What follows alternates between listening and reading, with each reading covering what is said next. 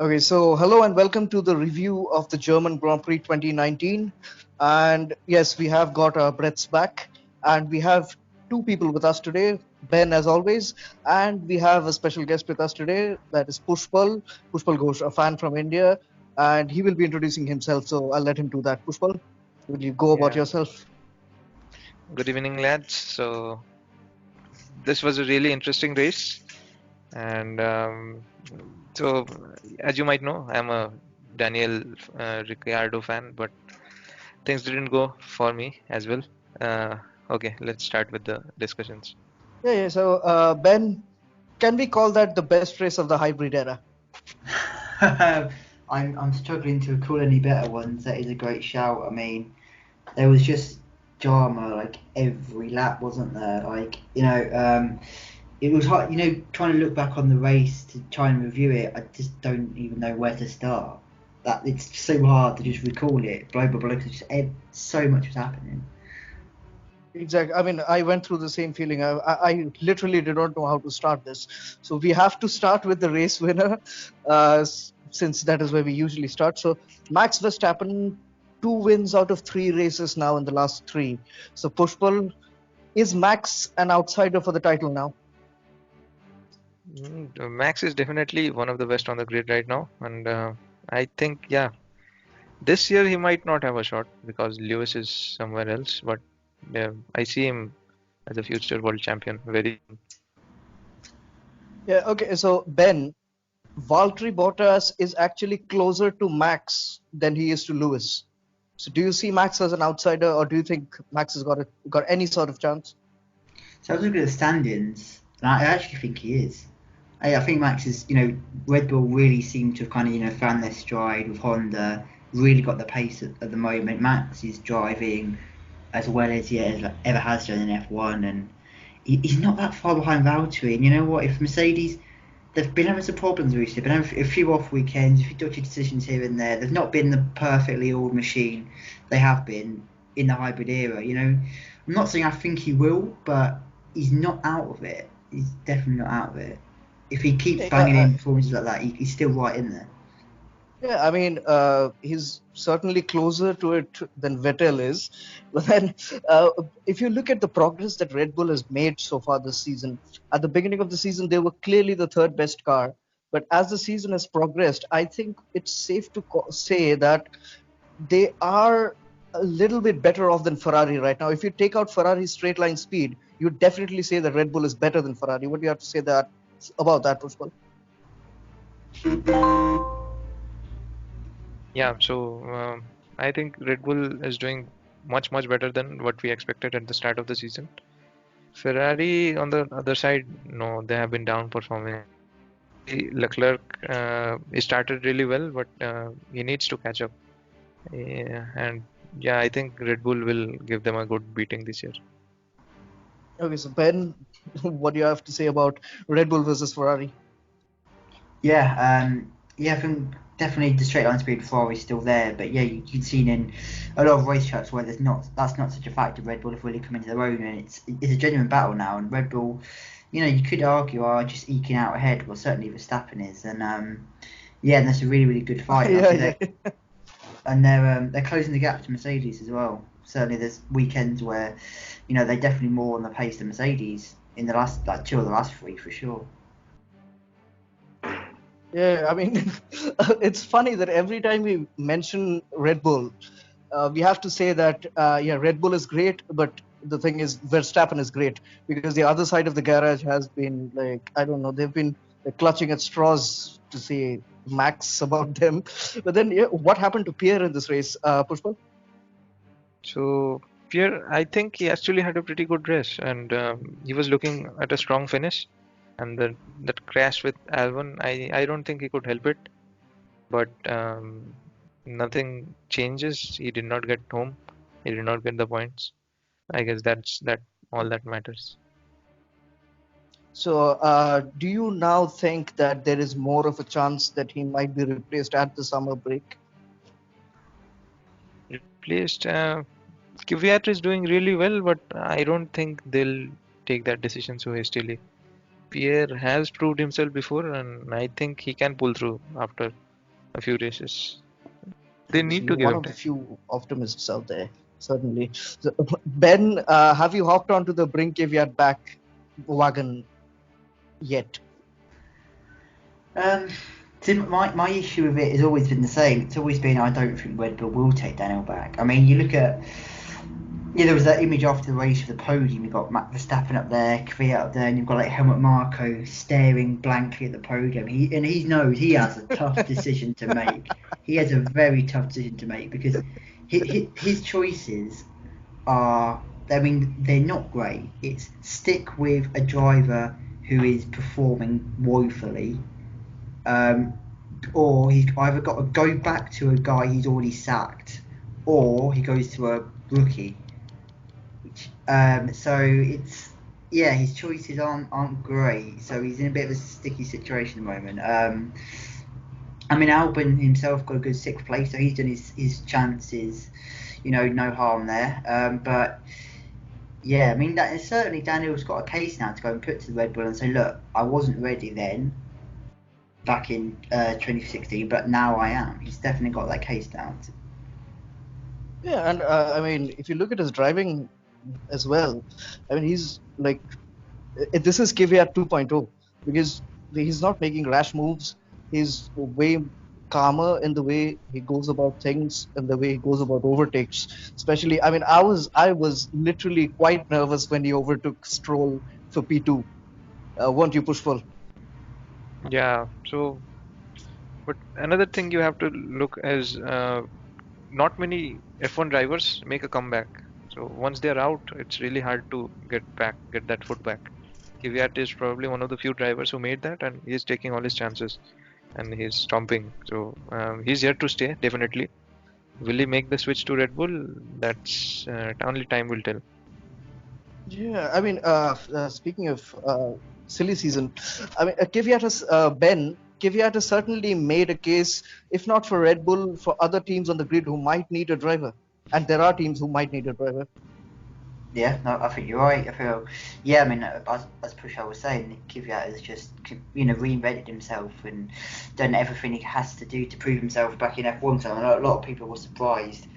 They thought it was a pretty desperate move from Red Bull, to Rosso to get him back in. So yeah, he's done brilliantly, and yeah, I'm sure when these seats start coming around, Kvyat's going to be named into consideration. Podium. It's just in that Toro Rosso car, it's absolutely brilliant drive, and he was one of those ones, along with Lance Stroll, that made the perfect strategy call, and then he did it at the right time as well. Yeah. That is what. That was where this race was won and lost. The ones that made the right calls at the right time, not on the right tyres, were rewarded, and Toro Rosso was certainly one of those.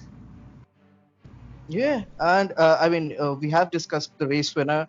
We have discussed the man who came third, and I was pretty impressed by Daniel Kvyat. But then we did not discuss the man who came second from 20th. He started plumb last and ending up P2 at the end of it. Sebastian Vettel. Pushpal, has he turned around his season? I mean, this was surprise, obviously, but under changing conditions, anything could happen. He did a good job, kept his head, and finished in a strong position. But he needs to get those wins on normal conditions. He needs to give it to Lewis. Otherwise, I don't think he has much chances. And he might even lose the first preferred driver seat to Leclerc if he continues. That's a good point. And I mean, I don't know why, but then you sound like Max's engineer right now, quite robotic. Anyway, so Get in there, Ben, Max. what did you think about yeah? So Ben, what did you think about Sebastian Vettel's race, and has he turned his season around, or is this the start of something greater to come from Vettel? I mean, it's probably a bit premature after one race to say he turned his season around. I mean, it was a great drive, and it was one of those races where you just had to keep your car on track. You had to keep going, and then in the Ferrari power, you'd always likely to make up the positions. And we saw at the end, as he was eating up the midfield runners to get up to second place. But yeah, it was a good drive, and obviously if you can look at plenty of drivers down the grid who didn't keep it on the track and ended up in the wall. you've got to say it was a good drive from Sebastian, and obviously it's something he needs to kind of carry on, and that the consistency's not been there for himself and for Ferrari and for Leclerc as well, to be honest, and they've just not had that consistency, and that's something they need to kind of build on. But it's definitely a good weekend, obviously good. It doesn't quite make up for last year, but it's a great performance at its home race. Yeah. I mean, I didn't really think about this until you guys mentioned it. But then, now that I think of it, only two out of the top six guys in the top six cars, only two of the top six were actually fighting at the front, and Sebastian Vettel came second. Yeah, exactly. So, yeah, I don't know. I think his kind of time at the top, you got to feel like it's coming to an end, because you feel like for at least the next couple of years, the battle's looking like it's going to be Verstappen versus Hamilton, and the only downside, to be honest, there is no downside from this race, but when the race started, we were thinking it's going to be Hamilton Verstappen. We're finally going to see that on track, because we never have ever really seen that. And we didn't get that. So yeah, but I feel like that's a battle that's going to be more likely to be for championships in the next couple of years, rather than maybe Vettel Hamilton, Vettel Verstappen. Yeah. Right. Now that you mention it, I think you're right. So Puspal, the man who came fifth, Carlos Sainz, do you think he will be crying himself to sleep because he missed out on the podium today? I mean, definitely, he was in a very good position, and their strategy call was to play it safe, and that's what they did. It could have gone either way, so but they chose the wrong call and they ended up fifth. So yeah, of course he'll regret this. It was a very good chance, but fifth place is pretty good. I think he'll only go forward from here. Yeah, Ben, uh, they did make the safer calls, but then, in spite of the calls not being the best calls, do you think that Sainz missed out on the podium because of his spin? Yeah, I think the spin is, I think the spin is the bigger factor. He had that. He did well to keep it out of the wall, but yeah, that big spin and it just shows how crazy the race was, though, wasn't it? Because he had that big spin, but he still ended up fifth fifth in the running order. All the safety cars, I think the four safety cars and all the tyre changes and pit stops meant you could easily make up time if you're on the right tyre. And yeah, he was one of them. He did well to recover from that, but yeah, he's one of probably a good number of drivers of the grid that walking away from this race thinking I could have had a podium. I mean, if you ask Leclerc, Hulkenberg, Bottas, Stroll, Sainz, they're all, I mean, Hamilton, to be honest, yeah, they're all going to say, well, I could have had a podium here today. All of them. And they're all in all the midfield teams will go away thinking, yeah, this was a crazy, ridiculous, stupid race. If we'd have made a different call here, different call there, we could have been on the podium. It was one of them races where anybody could have been on the podium. Yeah, cool. Quite right. No, I mean, now that you mentioned the spin, just to make it clear as to how crazy this race was, Max Verstappen, the race winner, he made 5 pit stops and he did a 360 on the track and still won the race.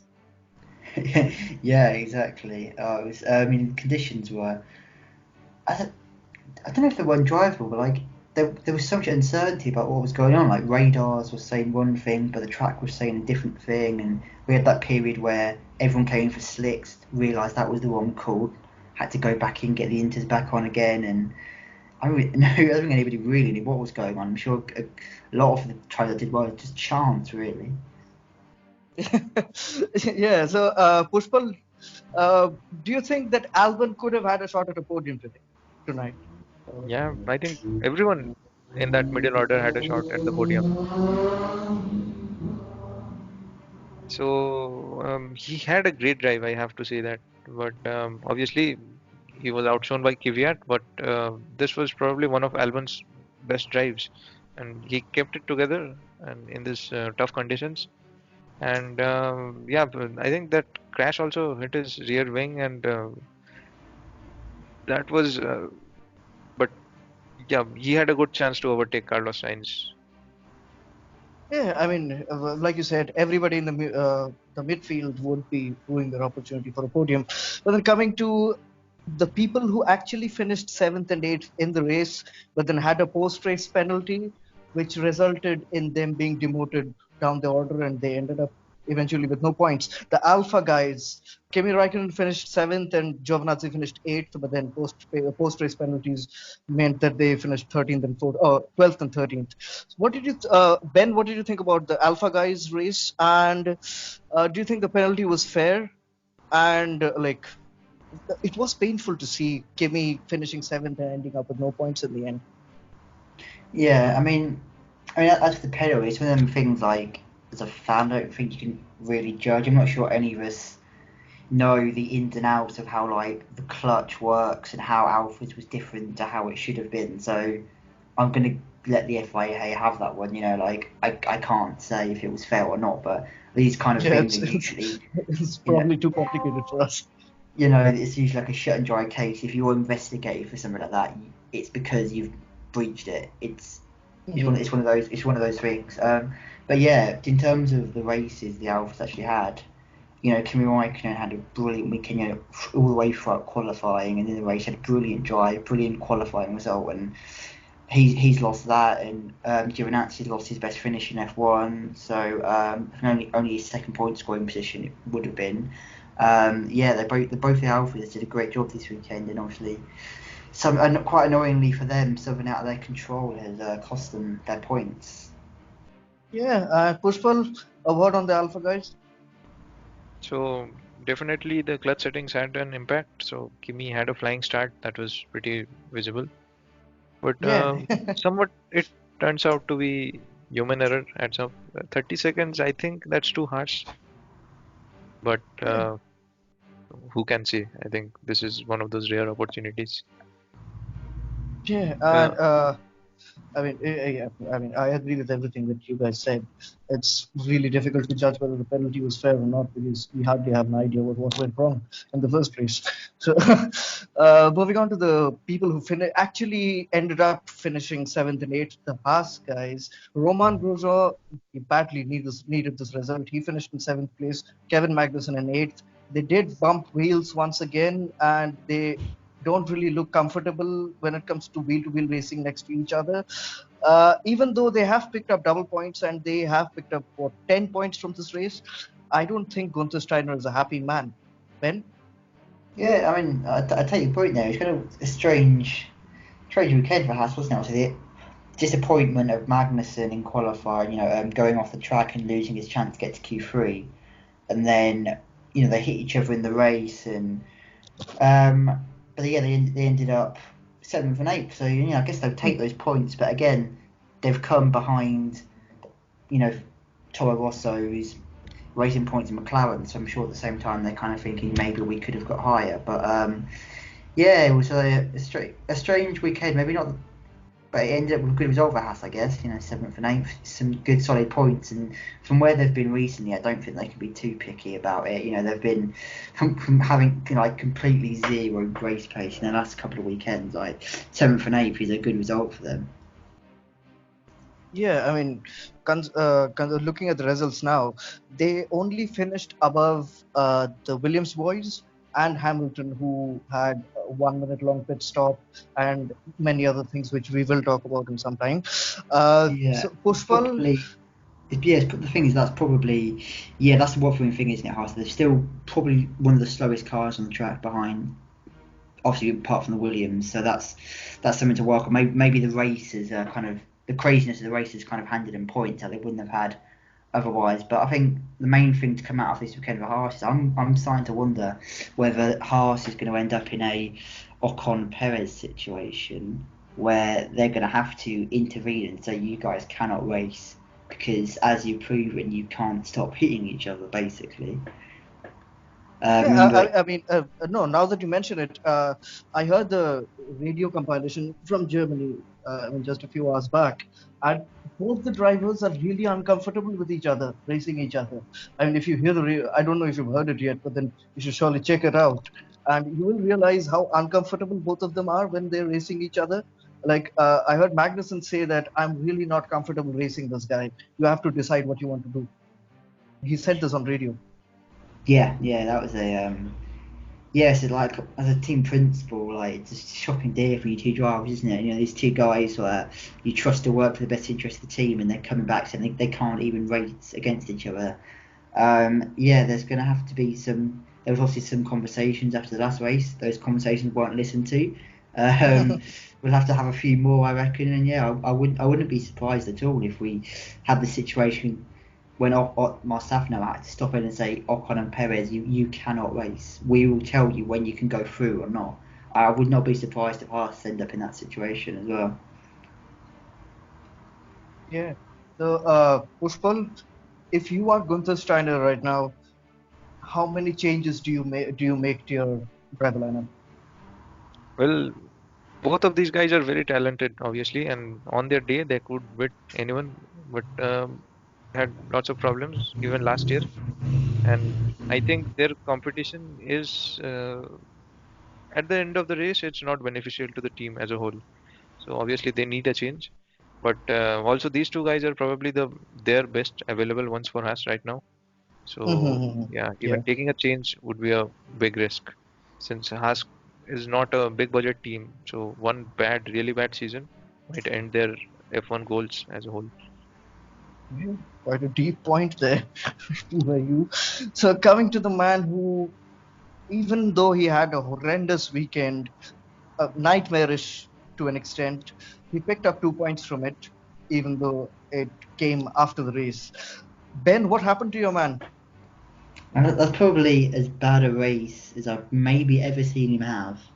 Um, so many mistakes, going off the track twice, for the picking up the penalty for not going on the right side of the bollard. I mean, I guess I can kind of see why he took that because I guess the 5 seconds is probably not as much as he would have lost driving a whole lap with a damaged car. But at the Yeah, same yeah, time, yeah. the 5 seconds in the pit stop put him behind a load of traffic when he came out again. And I don't actually remember. I mean, I've only just watched the race literally 10 minutes before come on air. I mean, I was cleaning my flat so much better, obviously, than watching this race. So I didn't get to see it on the Sunday, but I don't know if he actually got given any penalty for the second investigation he was under, but for needlessly being slow under the safety car. But yeah, every single thing just went against him this weekend, and obviously he wasn't. Yeah, I mean, he's very lucky. Ironically, he's come away with it, extending his championship lead, even though he's had a horrendous weekend. Yeah, I remember a few races back when Gasly finished 10th in one of the races. I mentioned that it was probably the most undeserved 1 point ever given to a driver. So, do you think that Lewis's 2 points in this race was undeserved as well, Ben? Yeah, I mean, you've got to say that, haven't you? I mean, problem is there was nobody that really could take the points off him because the Williams cars they were obviously still too slow to overtake him. But yeah, but the one thing you've got to say about Hamilton is with that a lot of the drivers didn't do. He kept it on the track. He was Yeah, yeah, yeah, yeah. just about. Well, I say he kept it on the track. He didn't keep it on the track, did he? But his car was still running at the end of the 64 laps, which was better than most. Yeah, yeah, I think you make a valid point there. Pushpal, what happened to Hamilton, according to you? So Hamilton is usually very good in such changing conditions, but yeah, every day can't be his day. This was a beaming example, but even then, even when his day was going really bad, he did manage to bring the car home. And the place where he went out of track really and hit the gravel, so that's where majority of cars really bumped and had their game over. But he managed to keep the engine running. He managed to pull it back in. He had the momentum, and then obviously cross the bullet. So yeah, props to him. He did pull one. Yeah, yeah, yeah. Yeah, I have to agree with everything you said. So that brings us to the man who finished 10th, the man of the season, the man who once got voted driver of the day, but then later got robbed of it. Robert Kubica finishing in 10th place eventually and getting Williams' first points of the season. Ben, how disappointed are you right now if you're George Russell? Jerry, why was Kubica not driving the day today? He's picked up a point. What is going on with people? What is happening? Yeah, I mean, I take your point about George Russell though, because he is. I mean, this is. George Russell has been the number one Williams driver by a country mile. It's not even been close. I still don't think Kubica has out qualified him. And I think the only race where Russell had an issue late in the race and Kubica finished ahead of him, but Russell has been the standout driver in that team by an absolute million miles. And yeah, and I've been saying all season, the only way Williams will score points is if there's a ridiculous race. And I tell you what, that was a ridiculous race, and that was what Williams are waiting for. And yeah, Russell will be kicking himself so badly now that he wasn't the one race he let Kubica beat him on track, and Kubica's stolen that point off him. It will be and that's he will be thinking as well that probably the only chance we're going to get, or I'm going to get all season to get points. So yeah, he's going to be a very disappointed man right now.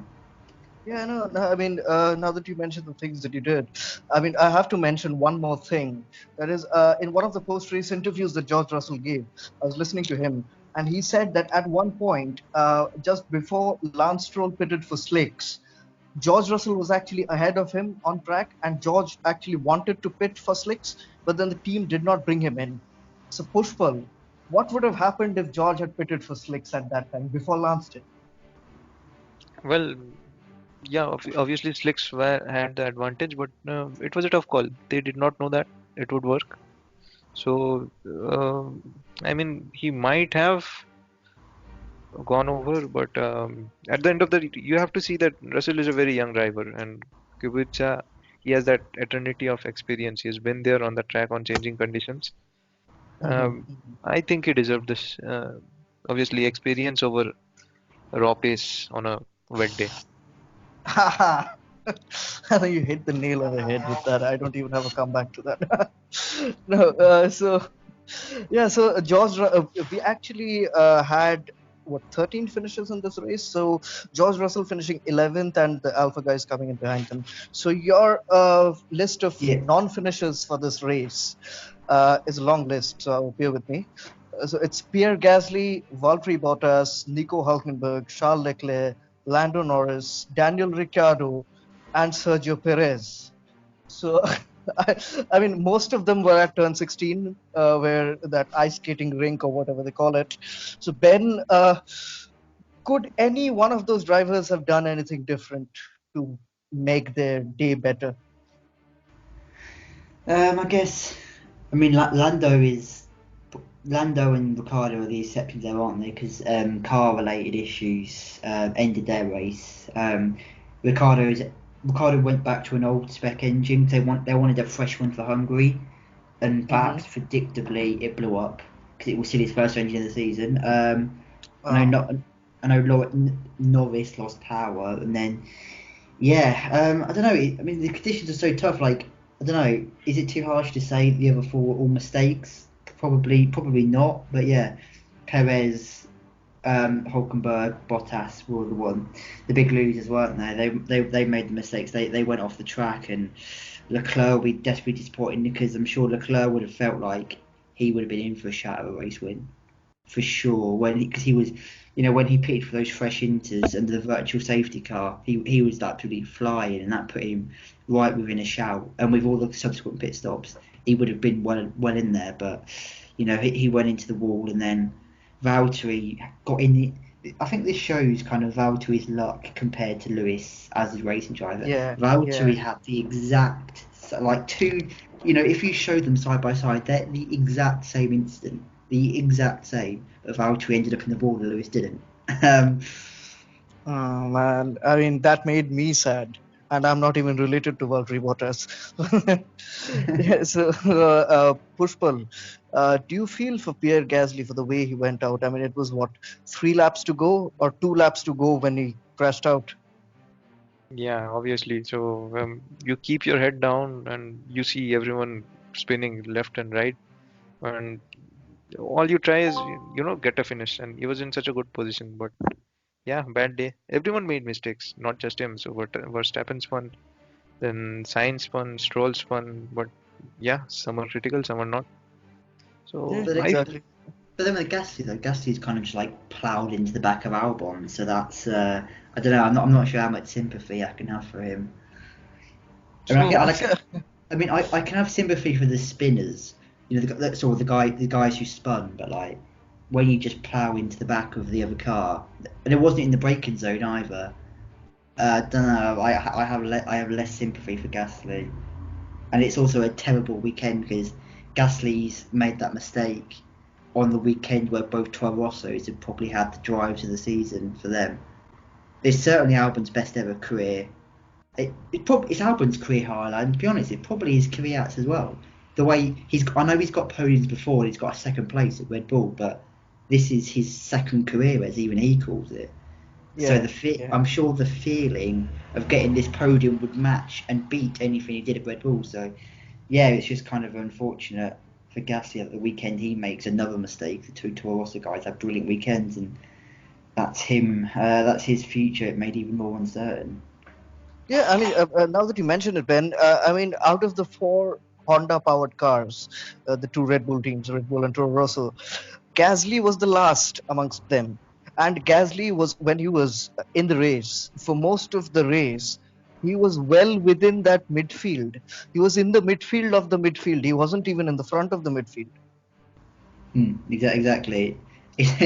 Yeah, his kind of German, sorry, his British Grand Prix high didn't last very long, did it? It was kind of he had a good qualifying, but then he was very much back to the Gasly of old in the race, stuck in the midfield, and not really showing the pace that the car should do. And in the end, yeah, to cap it off to make it even worse, he's made a pretty poor mistake, and he's hit Toro Rosso. I guess fortunately for Albon, I mean, if you saw the way that Gasly's kind of front wing came off, he obviously hit Albon with some speed, but luckily for Albon, he's probably hit quite a sturdy part of Albon's car because I'm surprised Albon came off fine.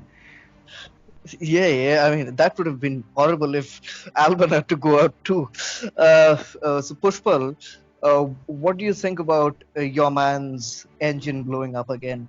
I mean, it just doesn't stop with Daniel Ricciardo, does it? Yeah, not much change from last year, but so he's aiming for Hungary. I hope he has a good race then. No, I mean, wasn't his engine blowing up repeatedly and him having DNFs one of the reasons as to why he moved? Yeah, but I'm pretty sure when he planned to move, he did not plan to move to Renault. But yeah, Yeah, well, happens. it's, I it's, feel particularly bad for Hulkenberg. So he had an amazing race. He was keeping his head down, very few mistakes. He had a good chance at his first podium in front of his home fans, and then he does what Nico does. well, Ben, is Hulkenberg ever getting a podium? I don't think so. No. Yeah, it's yet another race for him. Well, I say yet another. There's not been too many, but every time he has had the sniff of a podium, it's always gone disastrously wrong. As in disastrously wrong. Like he's never like He's never like been in a podium. You know, been lucky, finished third or fourth. He's always ended up. To be honest, most of the times he's looked on for the podium, actually DNF'd, and this was Yeah. another case. This was another case, wasn't it? Yeah. Yeah, made it. Got up to second, I think, at one point. Obviously, got overtaken by the Mercs, but with Mhm. Hamilton's problems, it would have still kept him third on the road, and Bottas as well. So they would have kept him second on the road. But yeah, he couldn't keep it on the track and couldn't make that strategy work out. So yeah, he's thrown away another chance, and as every one of these chances come along so rarely, and when Hulkenberg wastes them, when he gets them, you start to think, yeah, maybe it's never going to happen. But Yeah, and I mean, see, first of all, he's in a Renault, so chances of podium are going to come once in a blue moon. And then it does come, and he is in pole position literally for a podium, and then he screws it up. You really have to feel that. I think this is what the third time he has crashed when he was in a podium place. So he kind of, yeah. I mean, as you said, Ben, you have to kind of feel now that it's probably never going to happen. But then, yeah, Pushpal, do you think that Hulk will ever get a podium? I surely hope he does. He's been here for a long time, and I think he deserves it more than anyone. at least one. Yeah, And of yeah. I course, mean, I don't think anybody disagrees with the fact that he deserves a podium, and Well, maybe he's gonna have to move to Red Bull to get one. he's too tall. yeah. No, but yeah, talking about silly season, it might be possible, and who knows? Once he moves to Red Bull, he might become Gasly. No, that would be just typical of his luck, wasn't it? Oh, that would be awful. That I would feel so bad if Hulkenberg got into that Red Bull and still didn't get a podium. I can just see it now. He's going to be He'll go to Red Bull. He's going to be leading a race. His engine's just going to blow up. I can see it. I can Oh, see the scenes already. that is so Daniel Ricciardo. Yeah. So let's go. No, man. I mean, like, yeah, I really hope and pray that Nico Hulkenberg gets some luck somewhere down the line, and even Valtteri Bottas, and to some extent, even Leclerc. I mean, Ben. Speaking about Leclerc, he does need some luck nowadays, doesn't he? He does. Yeah. I mean, if you look at the championship and Vettel was I've kind of felt that the championship not really reflected the Vettel and Leclerc. I feel like Leclerc was a lot more points behind than he should have been. But yeah, just as Leclerc kind of ate up the gap and was near enough level on points with Vettel, Vettel's got another 18 points on him again. Because it's always something for Charles, isn't it? Every time he looks good for a win or for a podium, or a lot of the time for a podium, it's just always just something happens. And if all the chances he had were taken, he'd be in a title fight. He'd be ahead of Bottas for sure. But just everything seemed, lots of things, little things have gone against him. And yeah, I don't know. I'm sure as a driver, like it's one of the things where you don't really know what you can do about it. It's just everything seems to go against you, and I'm sure Hulkenberg kind of feels the same way. It's like, how do you kind of get out of that? Yeah. So, Puspal, any final words on this race, on this epic yeah, that we just witnessed? hands down, this was one of the best races I have seen. Only hoping that the coming ones can be better. Yeah, Huh? changeable conditions are always nice. Brazil, I'm looking forward to that. Already. See, already looking forward Yes. to round 20 when we just got done with 11. That's No far-sighted. chances of rain in between. So, Ben, any final words on the race apart from what Pushpal just said? Yeah, I've just brilliant race. Maybe Bernie Eccleston was right when he said should we get sprinklers on the track. Just yeah, just want to say also a nod to our just a crazy race and nod to our predictions in the preview. Yeah, my prediction of Perez to get points that wasn't great, but and also after qualifying, I was like Vettel to win. Yeah, that That was a very almost nice came drive of true. it. That almost came true. That would have been amazing if that would have come true. But yeah, not a race that one could have predicted for sure. I'm sure you'd have won a lot of money if you said Daniel Kvyat would be on the podium. Oh my God. I don't really think. I mean, what would have been the odds for Daniel Kvyat on the podium? Probably worse than what Leicester's chances of winning the Premier League were. The odds Yeah, of Leicester winning the Premier League in 2015. absolutely. Yeah, it was the race nobody could predict. And the one thing I love is how after France, which was a dreadful race. Everyone was like, everyone was like, oh, Formula One, oh, it's so boring, and we need to make all these changes.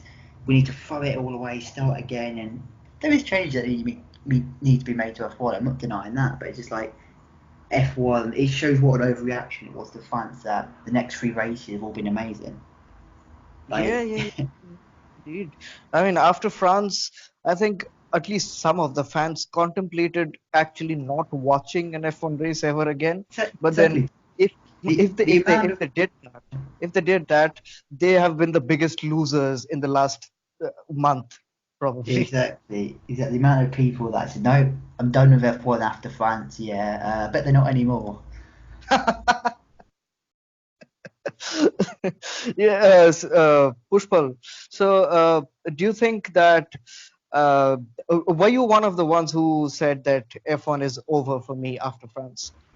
No, I was definitely looking forward to these young guys coming up. But some of them have, some of them haven't. But yeah, I think F1 has a future.